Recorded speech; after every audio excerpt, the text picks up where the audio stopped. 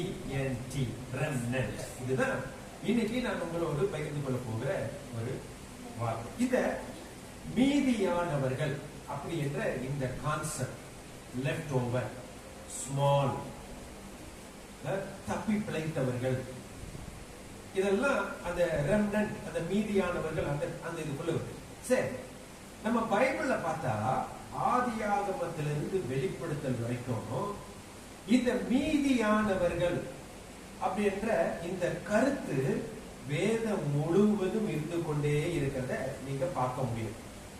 From Genesis to Revelation, this concept is going from book to book. ஒவ்வொரு புக்கா அப்படி நீங்க போயிட்டு இருக்கிறத நீங்க பாருங்க. ஓகே, இந்த மீதியானியர்கள் அல்லது மீதியானவர்கள் அப்படின்னா யார் அப்படின்னா, இவங்களை பத்தி உங்களுக்கு புரியணும் அப்படின்னா, ஒண்ணு கர்த்தரை இவங்க தெரிந்து கொண்டாங்க. People who chose God, தேவனை தெரிந்து கொண்டவர்கள். இன்னொரு விதத்துல சொல்லணும்னா who God chose, தேவன் தெரிந்து கொண்டவர்கள். இந்த ரெண்டு கோணத்திலுமே அதுல இருக்கிறாங்க. இவர்